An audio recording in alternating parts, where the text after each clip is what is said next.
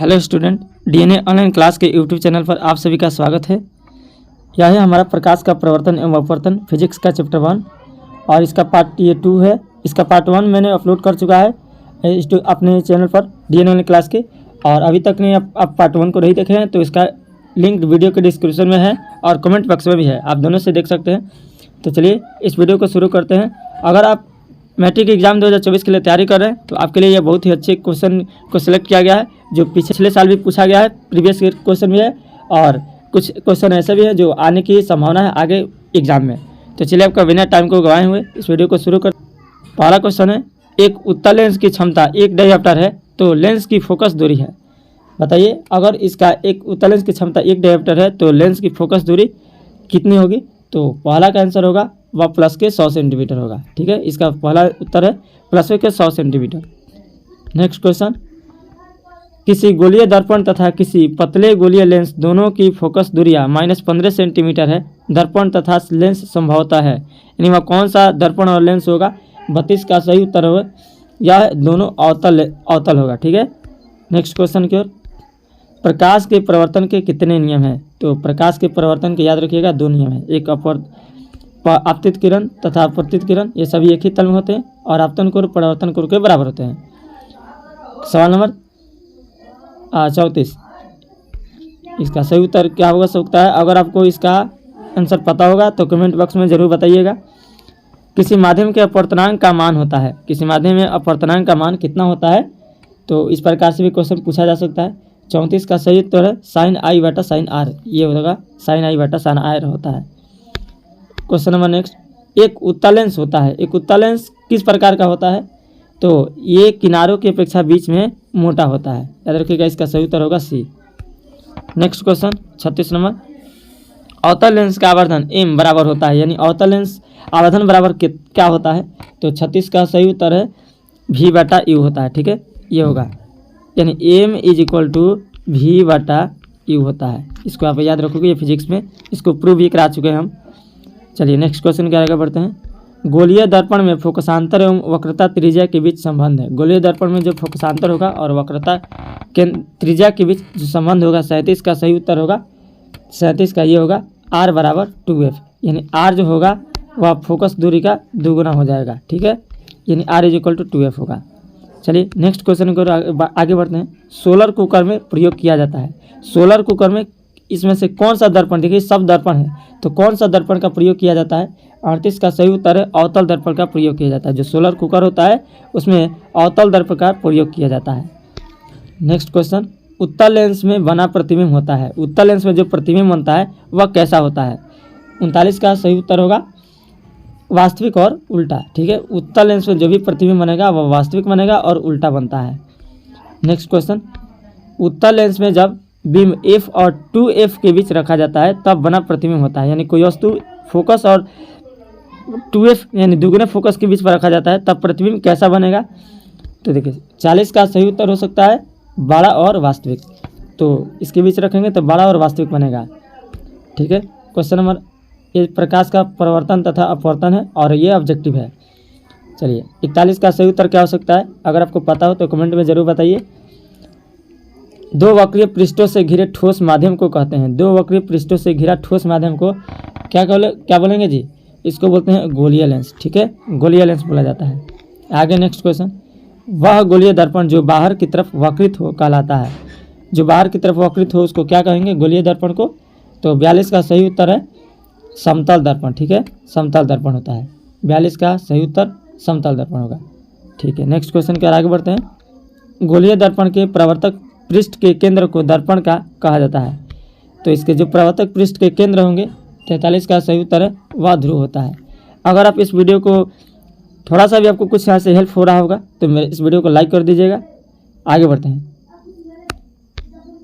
किसी लेंस द्वारा उत्पन्न आवर्धन का एसआई मात्रक होता है, तो याद रखिएगा ये मात्रक विहीन होता है। कोई भी लेंस का उत्पन्न आवर्धन का एसआई मात्रक नहीं होता है, यानी मात्रक विहीन होता है, इसका मात्रक कोई भी नहीं होता है।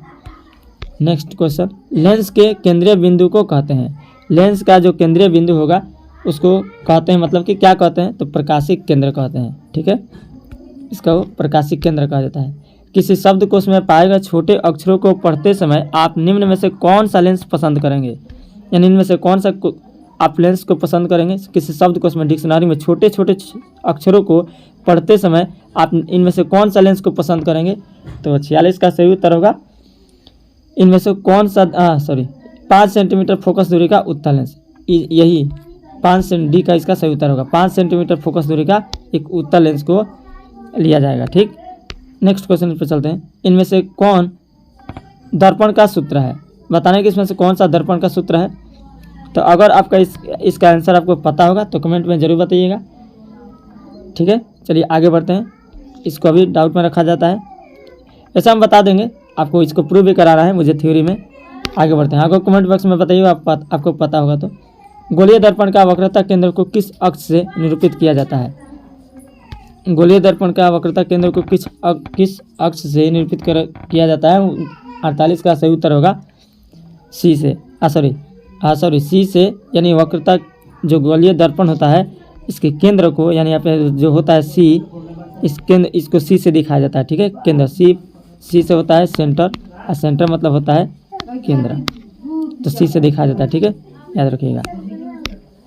निर्वात में प्रकाश की चाल, यहाँ पे देखो चाल लिखना चाहिए, गलती हो गया है। यहाँ पे होता है निर्वात में प्रकाश की चाल, तो होता है 3 × 10⁸ मीटर प्रति सेकेंड। आपको इस पर ज़्यादा ध्यान देना है, मीटर प्रति सेकेंड होता है। ठीक है, बहुत बच्चे इसमें गलती करके आ जाते हैं किलोमीटर प्रति सेकंड, सेंटीमीटर प्रति सेकंड, और दूसरे कुछ मात्रा को देखकर टिक मार देते हैं, तो वो गलत हो जाता है। मीटर प्रति सेकंड 3 × 10⁸ रहेगा सब में, बस ये आपको चेंज कर देगा और यही सब गलती टिक मार के आ जाओगे। तो इसको ध्यान में रखना है, छोटी छोटी बात को भी याद रखना है। दंत विशेषज्ञ मरीजों के दांतों का बड़ा प्रतिबिंब देखने के लिए किस दर्पण का उपयोग करते हैं। जो दांत के जो डॉक्टर होते हैं वह दांत के अंदर जो फिगर होता है उसको बड़ा देखने के लिए कौन सा दर्पण का प्रयोग करते हैं। तो 50 का सही उत्तर होगा वह अवतल दर्पण का प्रयोग करते हैं। इसका सही उत्तर होगा अवतल दर्पण। नेक्स्ट क्वेश्चन, पतले लेंस की आवर्धन क्षमता होती है। पतले लेंस की आवर्धन क्षमता कम होती है, याद रखोगे। पतले लेंस जो होता है इसका आवर्धन क्षमता कम होता है। 53 नंबर सवाल, अवतल दर्पण के ध्रुव और मुख्य फोकस के बीच रखे बीम का प्रतिबिंब की प्रकृति होती है, यानी इसका प्रकृति किस प्रकार का होगा, कैसा होता है। तो यह आभासी एवं सीधी होती है। नेक्स्ट क्वेश्चन पर, उत्तल लेंस का प्रकाशीय केंद्र और मुख्य फोकस के बीच रखे बीम का प्रतिबिंब की प्रकृति होती है। 54 का सही उत्तर होगा आभासी एवं सीधी। इसका सही उत्तर होगा आभासी एवं सीधी होती है, ये सही उत्तर है। अवतल दर्पण के मुख्य फोकस पर रखे बीम का प्रतिबिंब की स्थिति होती है। देखो वह क्वेश्चन दूसरा था और ये दूसरा है, एक जैसा नहीं है। आप देख भी सकते हैं बैक करके थोड़ा पीछे। 55 का सही उत्तर होगा अनंत पर। ठीक है, ये इसका अनंत होगा।